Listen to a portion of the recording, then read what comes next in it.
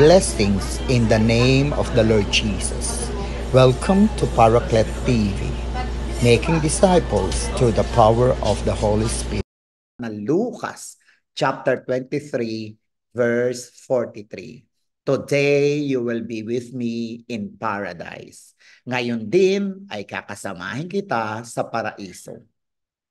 Habang ang mga tao, Hudyo at hindi Hudyo, ay nakatunghay sa nakapakong Jesus, sa gitna ng init ng araw sa bundok ng Golgota, ay narinig ang mga huling wika ng Panginoong Jesus. Sa tagpong ito ay makikita ang maraming mga Hudyo, mga pinuno ng Sanhedrin, mga punong saserdote, mga kawal Romano, at mga ilang lalaki at babae na mananampalataya. Marami pa rin mga tao sa iba't ibang klase na umuuyam at tumutukso sa nakapakong Jesus. And the people stood by, watching, but the ruler scoffed at him, saying, "He served others, let him save himself. If he is the Christ of God, his chosen one." Kanilang isinisigaw, "Ikaw na nagsasabing magliligtas ng iba, bakit di mo iligtas ang iyong sarili? Kung ikaw nga ang Kristo, ang piniling tagapagligtas." Maging ang mga kawal Romano ay gayon din. Si Jesus ay inaalimura at pinagwikaan ng mga maanghang na salita at binigyan pa siya ng napakaasim na alak. Winika ng malakas, "Kung ikaw nga ang hari ng mga Hudyo, iligtas mo ang iyong sarili." Sa gitna ng napakainit na araw, mainit na panahon, sa hirap na tinitiis ni Jesus dahil sa kasugat na kanya natamo, ang hapdi at hinang-hinang katawan sa dugong tumigi sa kanya ay walang makapapantay sa lungkot at hapdi na kanyang nararanasan sa mga salitang ibinabato sa kanya ng mga taong makasalanan na ang natanging dahilan kaya niya naranasan ang ganitong kahirapan. Sa kaliwat kanan na nakapakong Jesus ay makikita ang dalawang kriminal na pwede magrepresenta ng uri ng mga tao noon at sa ating panahon. Mababasang sa verse 39, one of the criminals who were hung railed at him, saying, "Are you not the Christ? Save yourself and us."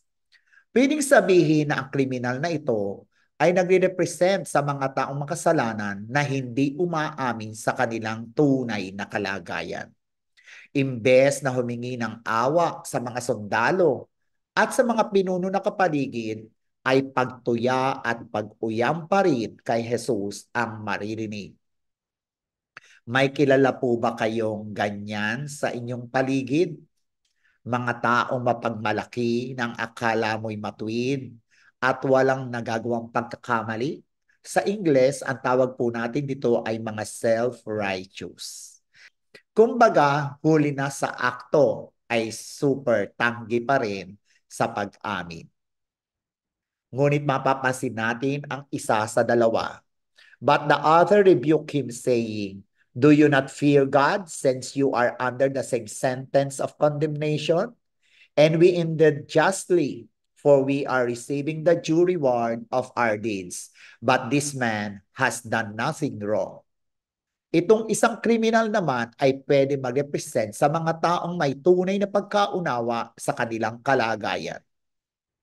Pag-amin sa nagawang kasalanan ang kailangan upang ang kapatawaran ay matanggap ni numan. Inamin niyang siya o sila ay karapat-dapat sa kaparusahang ngayon kanilang tinanggap. Isang pagpapakumbabang kailangan mo at kailangan ko upang sa pagsisising totoo, kapatawaray mata mo. Isang deklarasyon ng pananampalataya sa nakapakong si Jesus. Ang wika niya sa kasamahang nakapakong kriminal, tayo ay nararapat lamang na tumanggap sa kaparusahang ito, samantalang si Jesus ay walang nagawang kasalanan. Ang winikang ito ng isang kriminal na may pusong nagsisisi, matatagpuan din natin sa 2 Korinto chapter 5 verse 21.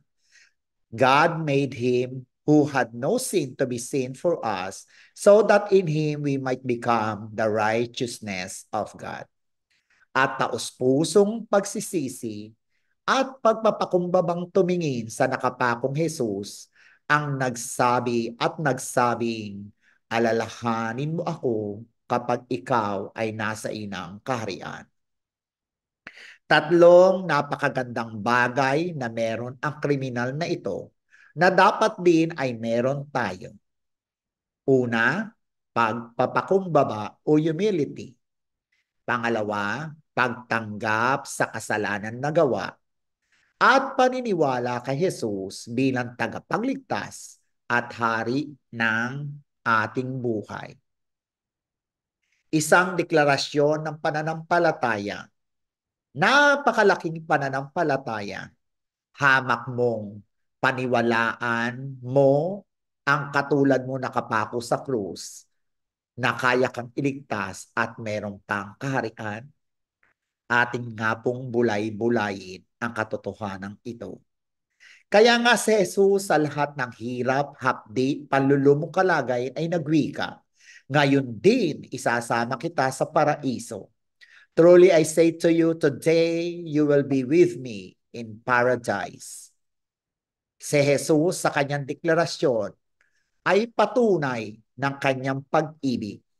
Buong pagmamalasakit ni Jesus sa isang makasalanan. Truly, katotohanan, walang pagsubali, 100% kapahayagan ng katiyakan at pang-aliw sa nagsising makasalanan. Today, ngayon din, hindi mamaya, hindi bukas, kapag tulad ng kriminal ay nagpakumbaba, nagsisi at kumilala ka kay Jesus ng taos-puso, sa sandaling yun din ang kapatawaran ay igagawad at iyong matatamo. Amen? Today, you will be with me in paradise. Ano po ba yung paradise na ito? The paradise is the dwelling place of the righteous in the afterlife. A state of bliss, communion with God, and eternal happiness. Isang lugar na pwede nating mapuntahan kapag tayo ay tunay na nampalataya kay Jesus bilang ating hari at tagapagligtas ng ating buhay. Lahat ng mga bagay na naranasan natin dito sa lupa, mga hirap, pagsubok at iba't ibang problema, ang gantimpala'y kalangitan na hindi mo mai-describe ang iyong mararanasan. Isang lugar na available para sa lahat. Ngunit iyon lamang tulad ng kriminal na umamin, nagsisi at nagpahayag ng pananampalataya sa nakapakong Jesus.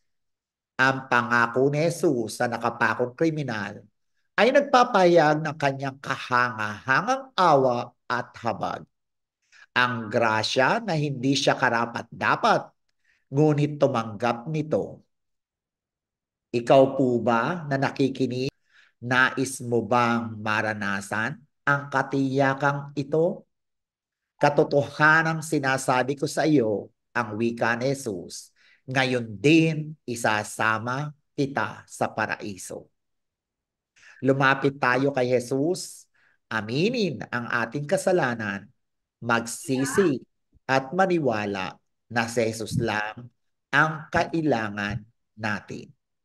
God bless you. Share Subscribe Jesus. Subscribe and share Paraclet Paraclet TV. TV. Go, go, go.